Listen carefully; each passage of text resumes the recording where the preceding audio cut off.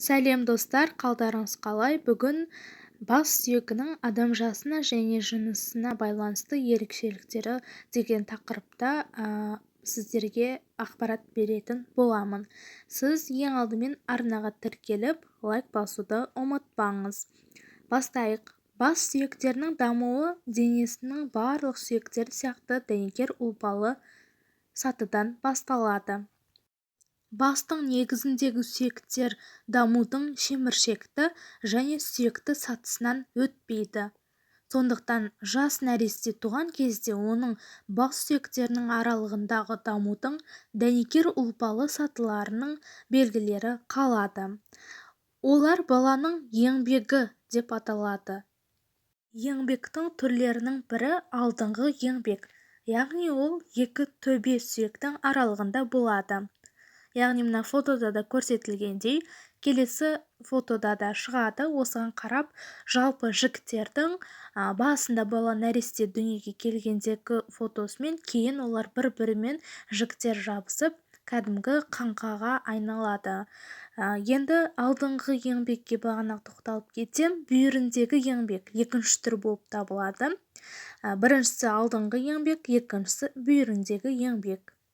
Ол баланың 2-3 айлығында болатын процесс болса, алдыңғы еңбек 2 жаста қатайып толығымен бітеді. Әртүрлі ауруларда еңбек өзгеріп тұрады. Мысалы, денеде сұйықтық азайғанда баланың іші өткенде еңбек төмен түседі. Бастың екінші жас ерекшеліктері бойынша нәрестенің басының негізіндегі сүйектердің арасында шеміршектер болады.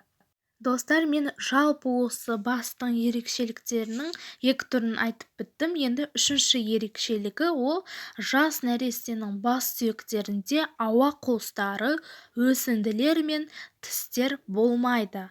Жақ сүйектері жақсы дамымаған болады. Яғни жақ сүйектері қатаймаған. Басының жіктері 3-5 жасқа келгенде қана қалыптасып бітеді. Яғни бас сүйектің өсуі 25-30 жаста жалпы тоқтайды. Мысалға, өзімізде білеміз, нәрестен жаңа туылған кезінде ол өзінің басын ұстай алмайды. Яғни бұл бас ерекшелігінің 3-ші түрі болып табылады.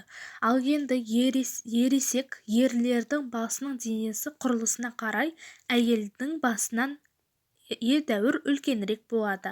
Ал қарт кісілердің басындағы қырлары, борпылдақ заттары сорылып, сүйегі жеңіл болып қалады. Бастың пішінін, оның көлемін зерттейтін ілімді антропология деп атаймыз. Ал антропологияның бір саласы краниология деп аталады. Осымен достар, біз бас қаңқасының бас сүйектерінің адамның жасына және жынысына байланысты ерекшеліктерін айтып